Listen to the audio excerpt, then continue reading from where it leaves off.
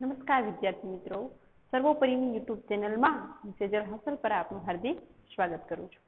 ધોરણ 9 subject English એનું ગ્રામરની અંદર જે ચેપ્ટર નંબર 4 આવે છે WH ક્વેશ્ચન એ આજે આપણે સમજવાના છે. તો એ સમજીએ તે પહેલા સૌપ્રથમ તમે તમારી જેની પાસે ગ્રામર છે એ ગ્રામર લઈને બેસશે, એક રફ બુક પર લઈને બેસશે. જે કાંઈ હું અહીં લખવાનું તમને કહું છેલ્લે સ્ક્રીનશોટ પાડીને જ લખવાનું છે, પણ છતાં કાંઈ નોટ કરવાનું થાય તો તે તમે કરી શકો. રફ બુક લેશે અને કમેન્ટ બોક્સમાં તમારી હાજરી પહેલા તમે નોંધાવી લેશો. ત્યાં સુધી હું ઊભી છું.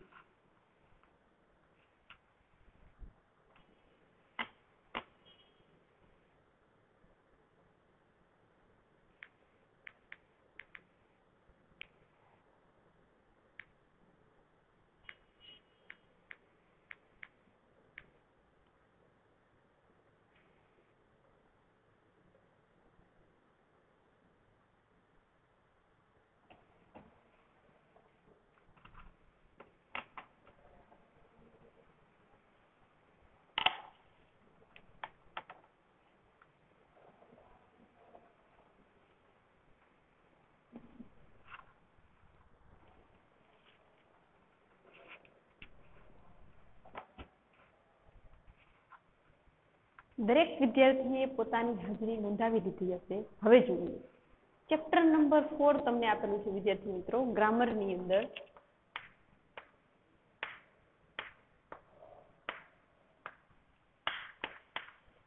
WH ક્વેશ્ચન, WH વાળા પ્રશ્નો તમારે ગ્રામરની અંદર આવે છે. આમ જોઈએ તો અંગ્રેજીની અંદર બે પ્રકારના પ્રશ્નો પડે છે. કેટલા પ્રકારના? બે પ્રકારના પ્રશ્નો પડે છે. પેલો પ્રકાર કયો છે તો કે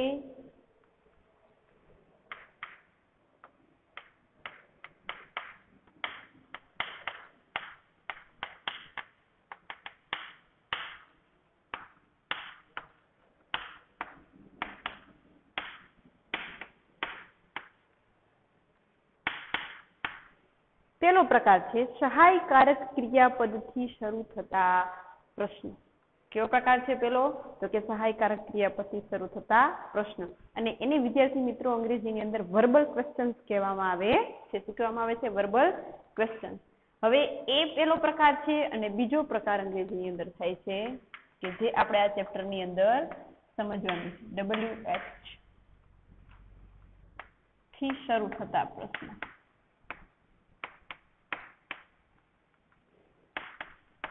કેટલા પ્રકાર થયા પ્રશ્નના? એક તો સહાયકારક ક્રિયાપદથી શરૂ થતા પ્રશ્ન અને બીજા WH થી શરૂ થતા પ્રશ્ન. આપણે આ ચેપ્ટરની અંદર WH થી શરૂ થતા પ્રશ્ન ભણવાના છે, પરંતુ તે પહેલા પેલો ભાગ જોઈએ સહાયકારક ક્રિયાપદથી શરૂ થતા પ્રશ્ન. તો કે સહાયકારક ક્રિયાપદથી શરૂ થતા પ્રશ્ન, તો તમને તો સૌપ્રથમ એ ખબર હોવી જોઈએ કે સહાયકારક ક્રિયાપદ કયા કયા છે, કેટલા છે. દરેક કાર્ડની અંદર વિદ્યાર્થી મિત્રો સહાયકારક ક્રિયાપદ અલગ આવે છે ને. એમિઝાર, was, were, have, had, do, does, did, shall, will, should, would, could, might, out. આ બધા શું ગણાય? તો કે સહાયકારક ક્રિયાપદ છે. જે હું આ બોલી એમિઝાર, was, were, have, has, had, do, does, did, shall, should, will, would, might, may, out. આ બધા સહાયકારક ક્રિયાપદ છે. એનાથી શરૂ થતા પ્રશ્નો. હવે સહાયકારક ક્રિયાપદથી શરૂ થતા પ્રશ્ન જે તે કાળ પ્રમાણે આવે ને. તમે આગળ કાળ શીખી ગયા તો તમને ખબર હશે કે ફોર એક્ઝામ્પલ સાદો વર્તમાન કાળ હોય અને એનો પ્રશ્ન તમે બનાવતા હોય. સાદા વર્તમાન કાળમાં પ્રશ્ન વાક્ય તમે બનાવો ત્યારે શેનાથી પ્રશ્ન શરૂઆત થાય? તો કે સાદા વર્તમાન કાળમાં સહાયકારક ક્રિયાપદ કયું આવે? તો કે ડુ અને ડઝ આવે. તો ડુ અને ડઝ થી શરૂ થાય તો એને શું કહેવાય? સહાયકારક ક્રિયાપદથી શરૂ થતા પ્રશ્નો. શું કહેવાય એને? સહાયકારક ક્રિયાપદથી શરૂ થતા પ્રશ્નો. જોઈએ આપણે કોઈ પણ વાક્યને પ્રશ્ન વાક્યમાં ફેરવવા માટે કાળ પ્રમાણે સહાયકારક ક્રિયાપદને વાક્યની શરૂઆતમાં મૂકવું. એ આપણે શીખી ગયા ને વિદ્યાર્થી મિત્રો કે કોઈ પણ કાળ હોય, સાદો વર્તમાન કાળ હોય, સાદો ભૂતકાળ હોય, સાદો ભવિષ્ય હોય, ચાલુ કોઈ પણ કાળ હોય, એ આપણે શીખી ગયા. તો એમાં પ્રશ્ન વાક્ય તમે બનાવતા હોય તો જે તે કાળના સહાયકારક ક્રિયાપદને ક્યાં મૂકવાના? વાક્યની શરૂઆતમાં મૂકો એટલે શું થઈ જાય? એનો પ્રશ્ન બની જાય. બીજું છે કોઈ પણ વાક્યની નકારમાં ફેરવવા માટે આ સહાયકારક ક્રિયાપદ પછી નોટ મૂકવું. નકારમાં આપણે ફેરવણી કરવી હોય તો આપણે જે સહાયકારક ક્રિયાપદ છે એને પછી નોટ મૂકી છે એ તો શીખી ગયા. ત્યાર પછી નકારવાચકના ટૂંકા રૂપને એ તો આપણે શીખી ગયા. ઇઝ નોટ હોય તો શું થઈ જાય? ઇઝન્ટ. હેવ નોટ હોય તો શું થઈ જાય? હેવન્ટ. એવી રીતે ડીડ નોટ હોય તો ડીડન્ટ. એ ટૂંકું રૂપ છે નકારનું. હવે ખાસ કે આવા પ્રકારના પ્રશ્ન બનતા હોય, સહાયકારક ક્રિયાપદથી થતા પ્રશ્નની વાત થાય છે. આ પ્રકારના પ્રશ્નોના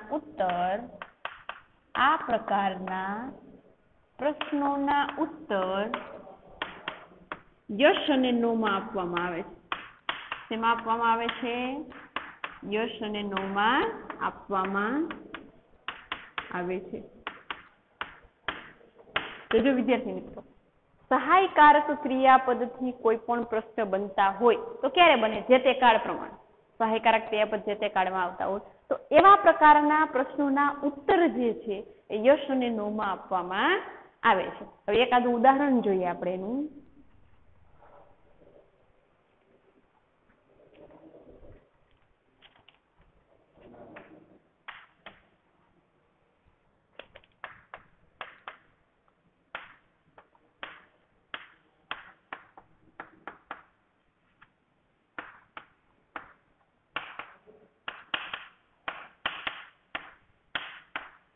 પ્રશ્ન પૂછ્યો તમને, શું કીધું? Are you selected for this job? હવે આ પ્રશ્ન પૂછ્યો તો તમને ખબર પડી જવી જોઈએ સહાયકારક ક્રિયાપદ દ્વારા પૂછેલો પ્રશ્ન છે. કેમ? તો કે વાક્યની શરૂઆતમાં પ્રશ્ન પૂછ્યો, શું આવ્યો? આર. એમ ઇઝ આર કયા કાળમાં આવે? ચાલુ વર્તમાન કાળ. ચાલુ વર્તમાન કાળ જે છે એમાં એમ ઇઝ આર નો ઉપયોગ થાય અને એના દ્વારા પ્રશ્ન બન્યો છે આર દ્વારા, એટલે આ સહાયકારક ક્રિયાપદ દ્વારા બનતો પ્રશ્ન છે. હવે આવા કોઈ પ્રશ્ન હોય કે જે સહાયકારક ક્રિયાપદથી બનેલા હોય, એનો તમે જ્યારે જવાબ આપો ને ત્યારે માત્ર યસ અને નો માં જવાબ આપો. આનો જવાબ તમે આમ આપી શકો, યસ આઈ એમ. સહાયકારક ક્રિયાપદથી બનતા પ્રશ્નના ઉત્તર જે છે યસ અને નો માં તમે આપી શકો. અથવા તો નો માં તમારે જવાબ આપવો હોય તો નો આઈ એમ નોટ. આ થયો નકારમાં જવાબ.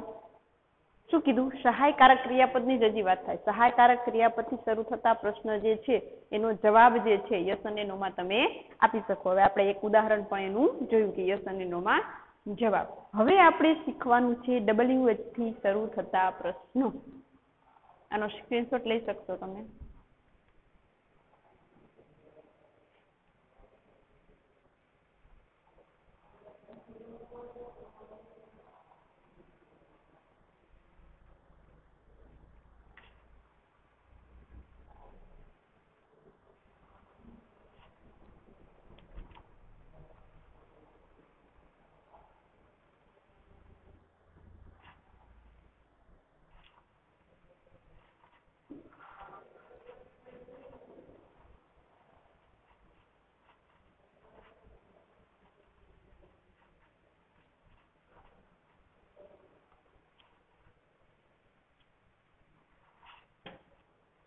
હવે આપણે જોવાનું છે જે આ ચેપ્ટર આપણે શીખવાનું છે તે WH થી શરૂ થતા પ્રશ્નો જોઈએ. WH થી શરૂ થતા પ્રશ્નો તમને આપેલું છે તો WH થી શરૂ થતા પ્રશ્નો કેટલા હોઈ શકે? તો સૌપ્રથમ vote, when, who, whose, whom, why, which, what, when, who, whose, whom, why, which and where. જોજો વિદ્યાર્થી મિત્રો, WH થી શરૂ થતા પ્રશ્ન આટલા પ્રકારના બની શકે. ક્યાં ક્યાં? What, when, who, whose, whom, why, which અને where. તમારે આટલા અત્યારે શીખવાના છે આ ચેપ્ટરની અંદર. 8 WH થી શરૂ થતા પ્રશ્ન. આપણે 1 બાય 1 જોશું કે એક એક જે છે એ WH થી શરૂ થતા પ્રશ્ન આપણે કેવી રીતે બને છે. તે પહેલા એ યાદ રાખવાનું કે WH થી શરૂ થતા પ્રશ્ન હોય એને ઇન્ફોર્મેશન ક્વેશ્ચન્સ કહેવામાં આવે છે. કંઈક પ્રશ્નોત્તરી એમ, કંઈક પ્રશ્ન પૂછે એમ, ઇન્ફોર્મેશન કંઈક માહિતી મળે તમને, ઇન્ફોર્મેશન ક્વેશ્ચન કહેવામાં આવે છે. હવે જેવી રીતે સહાયકારક ક્રિયાપદથી શરૂ થતા પ્રશ્નના ઉત્તરમાં તમને શું મળતું હતું? યસ અને નો માં તમે જવાબ આપી શકતા. પરંતુ આ WH થી શરૂ થતા પ્રશ્નના જવાબમાં તમે યસ અને નો માં ઉત્તર આપી શકતા નથી. પરંતુ તમારે કંઈક માહિતી સ્વરૂપે કંઈક કહેવું પડે. WH થી શરૂ થતા પ્રશ્ન પૂછ્યા હોય ત્યારે ઓમાં તો યસ ને નો માં ઉત્તર આપી દે તો ચાલે, પણ આમાં તો કંઈક માહિતી તમારે આપવી પડે. તો એ આપણે જોવાનું છે કે માહિતી કેવી રીતે તમને જવાબ મળશે માહિતી સ્વરૂપ, એ જોશું. ચાલો સૌ પ્રથમ who, what,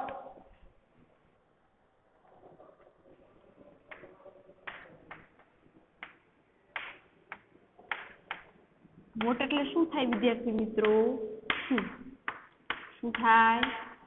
શું? what એટલે શું? તો કે વ્યક્તિ, વસ્તુ, પ્રાણી,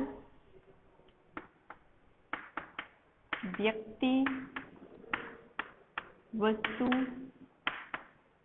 પ્રાણી, વ્યક્તિ, વસ્તુ, પ્રાણી, પક્ષી,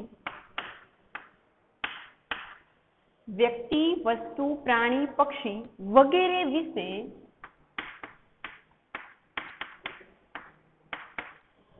માહિતી મેળવવા માટે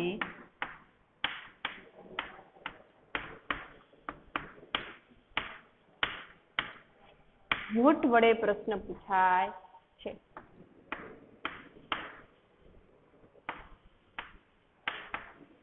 જોજો વોટ એટલે શું થાય? તો કે શું. તો પ્રશ્ન ક્યારે પૂછાય? તો કે કોઈ પણ વ્યક્તિ, વસ્તુ, પ્રાણી, પક્ષી, ફળ, ફૂલ, કંઈ પણ XYZ એના વિશે માહિતી મેળવવા માટે વોટ વડે પ્રશ્ન તમારે પૂછાય છે. એના આપણે ઉદાહરણ જોઈએ.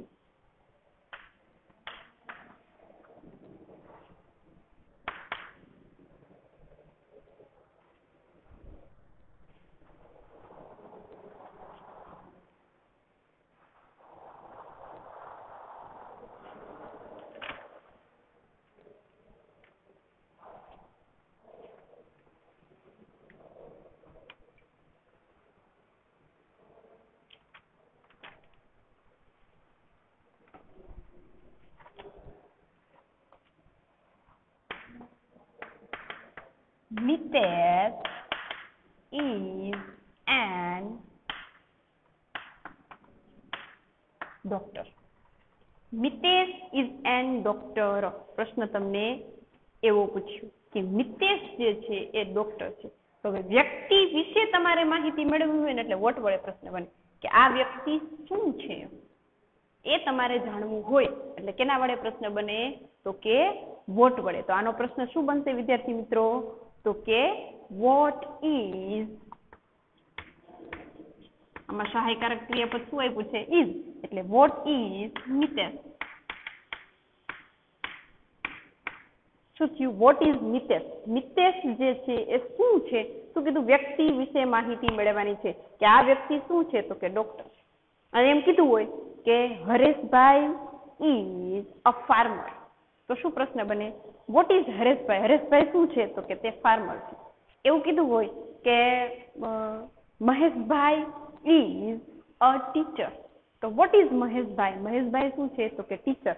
તે વ્યક્તિ શું છે તે જાણવા માટે વોટ વડે પ્રશ્ન પૂછવામાં આવે છે. તે શું છે એ જાણવા માટે કેના વડે પ્રશ્ન પૂછે છે? વોટ વડે. જોઈએ હજી એકાદ ઉદાહરણ આપણે.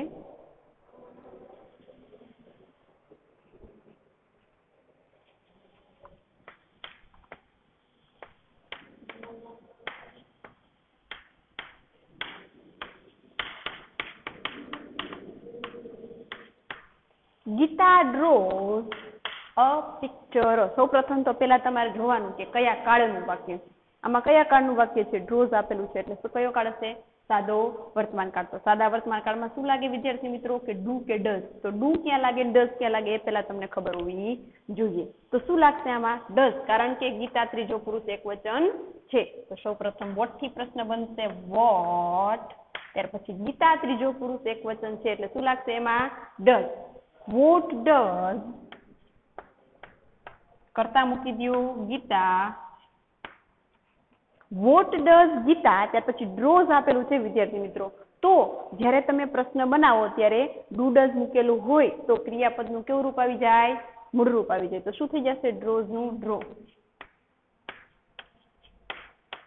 Vote does Gita draw? Gita શું દોરે છે? તો શું દોરે છે? A picture. ખ્યાલ આવ્યો કે તે શું કરે છે તે જાણવા માટે પણ તમે વોટ વડે પ્રશ્ન પૂછી શકો. આમાં અલગ અલગ બધા કાળના પ્રશ્ન બને, પણ જે તે કાળના સહાયકારક ક્રિયાપદ કેમાં કયા આવે એ તમને ખ્યાલ હોય તો તમે મૂકી શકો. ફોર એક્ઝામ્પલ મેં તમને અહીંયા સાદા વર્તમાન કાળનું ઉદાહરણ આપ્યું કે ડ્રોઝ, તો સાદો વર્તમાન કાળ છે ખબર પડી. તો તમે જ્યારે પ્રશ્ન બનાવો ત્યારે જે તે કાળનું સહાયકારક ક્રિયાપદ એમાં મૂકવાનું થાય. અહીંયા મેં તમને ભૂતકાળ આપ્યું હોત, ડ્રીવ આપ્યું હોત તો અહીં શું મૂકવાનું થાત? ડીડ થાત ને, કારણ કે ભૂતકાળમાં સહાયકારક ક્રિયાપદ શું આવે છે? ડીડ આવે છે. એની જગ્યાએ અહીંયા કંઈક બહુવચનનું વાક્ય મેં તમને આપ્યું હોત તો અહીં શું મૂકવાનું થાત? બહુવચન હોત અને સાદો વર્તમાન કાળ હોત તો શું આવે? તો ડુ આવે ને. એ બધું તમારે જે તે કાળ તમે વ્યવસ્થિત રીતે સમજાવો એટલામાં કોઈ પણ પ્રકારની ડિફિકલ્ટી ન થાય. કેમ કે તમને ખબર પડી જાય કે આ કાળનું વાક્ય છે તો એમાં સહાયકારક ક્રિયાપદ આ મુકાય છે. આ સ્ક્રીનશોટ તમે પાડી શકશો. આગળનું આપણે જોઈએ.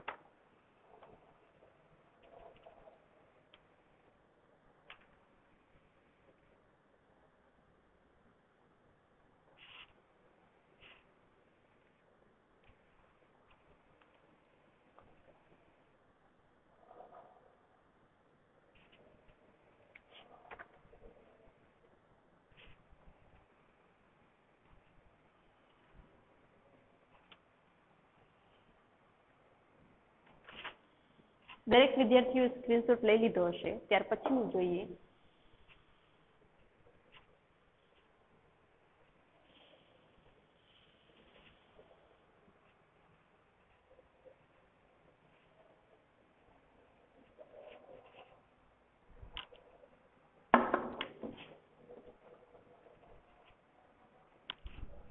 બીજું છે વેન. વેન એટલે શું થાય? તો કે ક્યારે. શું થાય? ક્યારે. અને તે સમય જાણવા માટે ઉપયોગી છે. સમય જાણવા માટે વેન વડે પ્રશ્ન પૂછાય છે.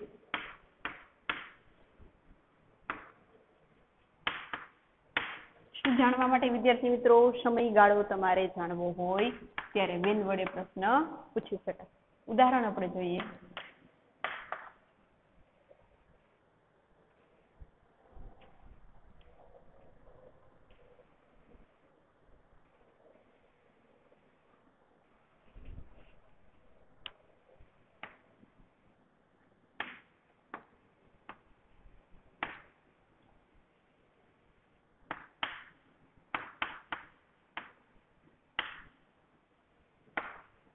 ગીતા કેમ હિયર લાસ્ટ વીક.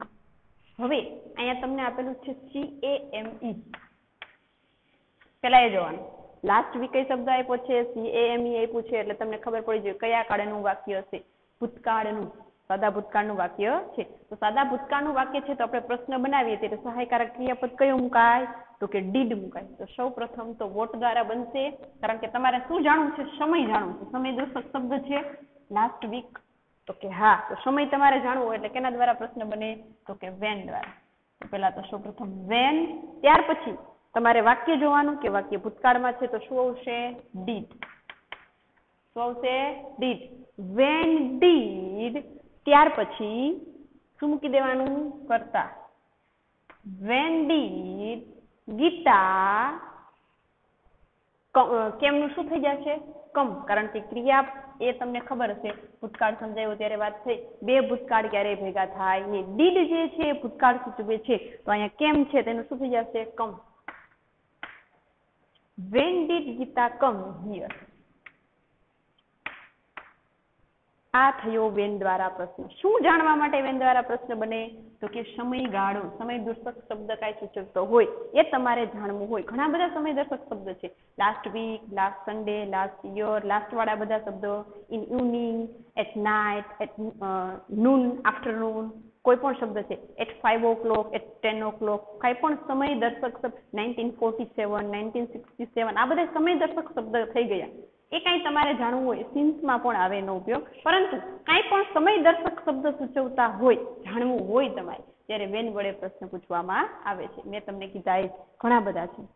જોઈએ હજી એકાદ ઉદાહરણ આપણે.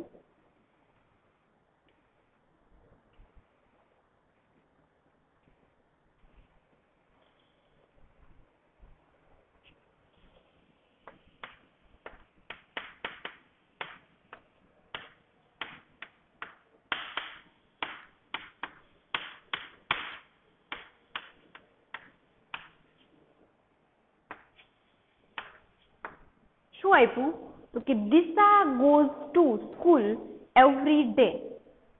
હવે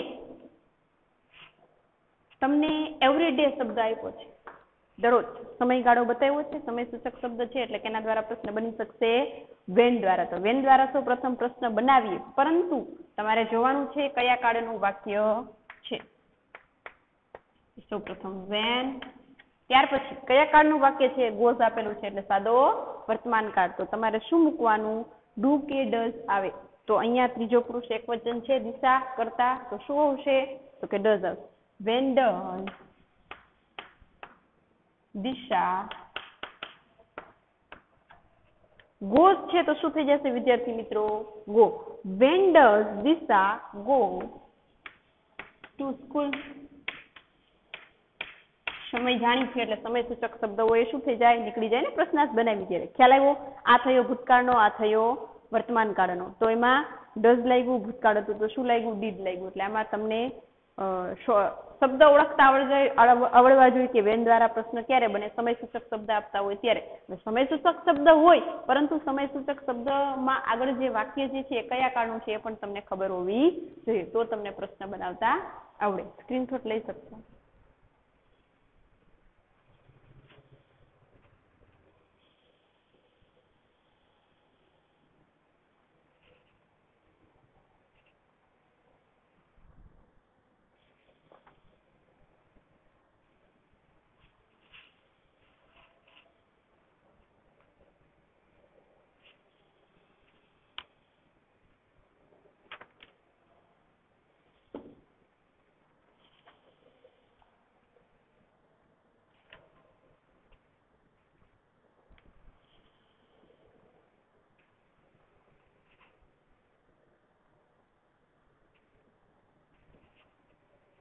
ત્યાર પછીનું જોઈએ.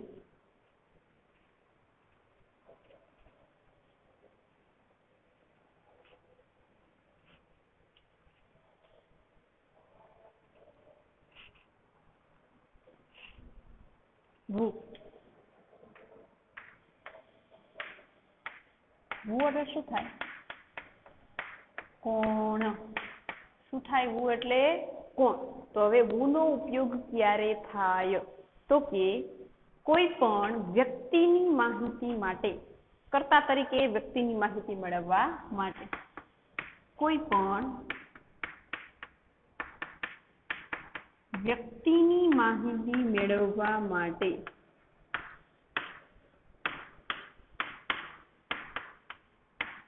કર્તા તરીકે. શું કીધું? કોઈ પણ વ્યક્તિની માહિતી મેળવવા માટે હું વડે પ્રશ્ન પૂછવામાં આવે છે કર્તા તરીકે. હવે જોઈએ ઉદાહરણ આપીએ આપણે.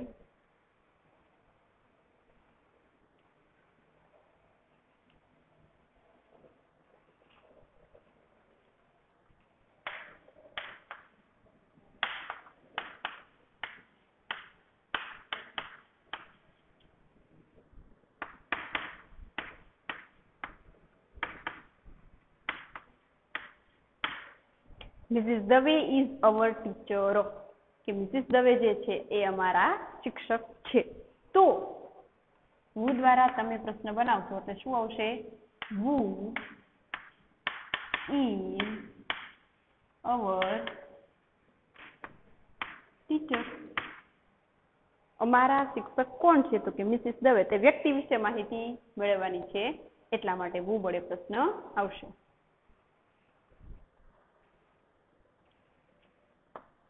ત્યાર પછી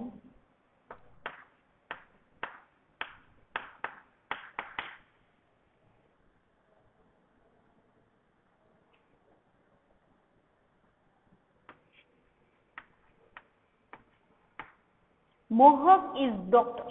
મોહક ઇઝ અ ડોક્ટર. તમે આનો પ્રશ્ન બનાવી શકશો. Who is doctor. ડોક્ટર કોણ છે? તો કે મોહક ઇઝ એ ડોક્ટર. મોહક ડોક્ટર છે. આ થયો વુ દ્વારા બનતા પ્રશ્ન. કોઈ પણ વ્યક્તિ વિશે સિમ્પલ છે. કોઈ પણ વ્યક્તિ વિશે માહિતી મેળવવી હોય એટલે વુ દ્વારા પ્રશ્ન બને. ને બીજું એ કે એમાં જે તે કાળના સહાયકારક ક્રિયાપદ છે એઝ ઇટ ઇઝ છે, અને જે કરતા હોય, જે વાક્યની અંદર કરતા હોય એના સ્થાને વુ મૂકી અને જે તે વાક્ય જે આપેલું હોય તમે એઝ યુઝ્યુઅલ જે તે સહાયકારક ક્રિયાપદ દ્વારા લખી શકો. એટલે ઈઝી છે. જે તે કરતા હોય એની જગ્યાએ વુ. કારણ કે વુ દ્વારા પ્રશ્ન પૂછવામાં આવે તો શું તમને મળે છે? જે તે વ્યક્તિનું નામ જ જાણવા મળે છે. વુ એટલે કોણ? કોઈ પણ વ્યક્તિની માહિતી મેળવવા માટે વુ વડે પ્રશ્ન પૂછવામાં આવે છે.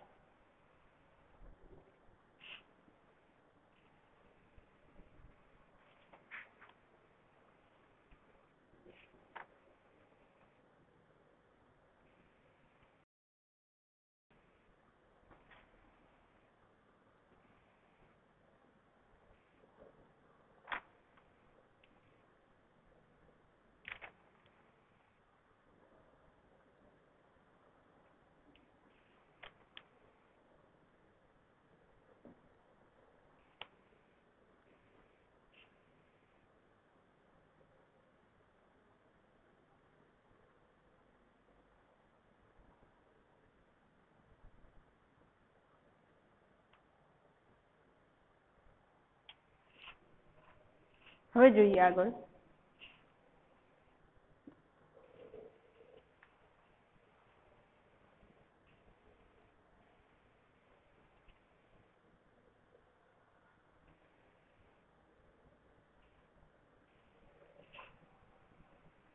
ભુજ.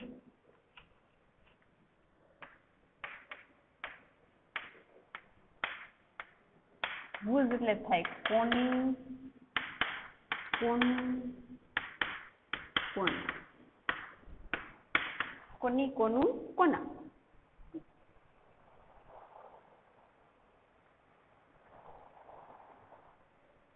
હવે ભુજ દ્વારા પ્રશ્ન તમે ક્યારે બનાવી શકો? કે કોઈ પણ વ્યક્તિનો વ્યક્તિ સાથેનો સંબંધ અથવા તો કંઈક માલિકી એ જાણવા માટે, કંઈક વસ્તુ પ્રત્યેની એ વ્યક્તિની માલિકી અથવા તો વ્યક્તિ વ્યક્તિ સાથેનો સંબંધ એ જાણવા માટે ભુજ વડે પ્રશ્ન પૂછવામાં આવે છે.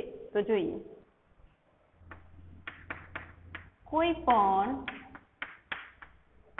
વ્યક્તિનો સંબંધ અથવા માલિકી જાણવા માટે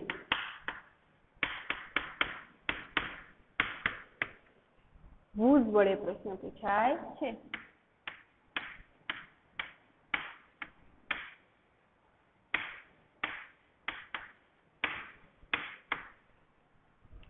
ઉદાહરણ જોઈએ આપણે. સમજ પડી? ભુજ એટલે કોની, કોનો, કોના, કોનો. એટલે કે કોઈ પણ વ્યક્તિનો વ્યક્તિ સાથેનો સંબંધ તમારે જાણવો હોય અથવા તો એની માલિકી, તે વ્યક્તિની તે વસ્તુ પ્રત્યેની માલિકી તમારે જાણવી હોય ત્યારે તમે ભુજ વડે પ્રશ્ન પૂછી શકો છો. ઉદાહરણ જોઈએ.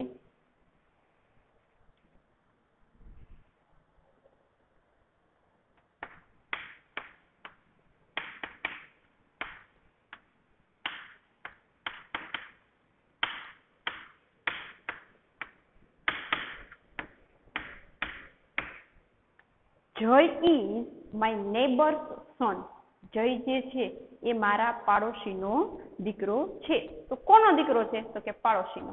આવ્યું ને? નો ની નો એપોસ્ટ્રોફી એસ લાગેલો હશે જે તે વ્યક્તિ સાથેના સંબંધમાં, એટલે કે પાડોશીનો પુત્ર છે. તો whose વડે પ્રશ્ન બનશે. તો સૌપ્રથમ whose, ત્યાર પછી whose આવે, ત્યાર પછી જે તે સંબંધ તમે દર્શાવતા હોય એટલે લખવાના whose son. ખબર પડી? જે તે વ્યક્તિ સાથેનો સંબંધ બતાવતો હોય તે વ્યક્તિનું નામ એટલે કે son. whose son is જય. જય જે છે એ કેનો પુત્ર છે? કોનો પુત્ર છે? તો કે પાડોશીનો પુત્ર છે. એટલે વ્યક્તિ સાથેનો સંબંધ દર્શાવ્યો. હજી જોઈએ માલિકીનો એક સંબંધ દર્શાવતું ઉદાહરણ આપણે જોઈએ.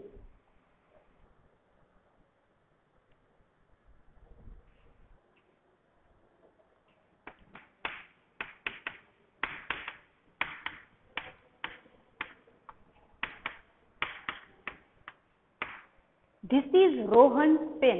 આ રોહનની પેન છે. માલિકી દર્શાવી તો માલિકી દર્શાવતું એક ઉદાહરણ આપણે એ છે. હવે જોઈએ whose દ્વારા પ્રશ્ન. તો કે whose pen is this? whose pen is this? આ પેન કોની છે? તો કે રોહનની. એની માલિકી દર્શાવી. નામાં એમ કીધું કે આ જય કોનો પુત્ર છે? તો કે પાડોશીનો. આ વ્યક્તિ સાથેનો સંબંધ દર્શાવ્યો અને આ થઈ માલિકી દર્શાવતું એક ઉદાહરણ કે whose દ્વારા તમે એના પ્રશ્ન બનાવી શકો. સ્ક્રીનશોટ લઈ શકશો.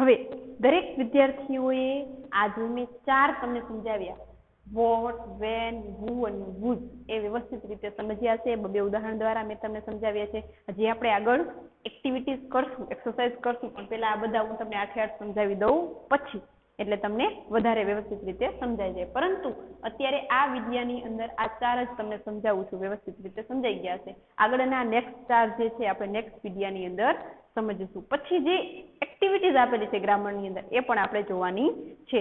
અત્યારે આ વિડિયાની અંદર આટલું જ. વ્યવસ્થિત રીતે લખી લેજો અને સમજી પણ લેજો. યાદ રાખવાનું જે તે કાર્ડ તમને આવડવા જોઈએ, કાર્ડ ઓળખાણ આવડવી જોઈએ અને વાક્ય રચના ખ્યાલ આવે એટલે તમે પ્રશ્ન કોઈ પણ બનાવી શકો. Thank you.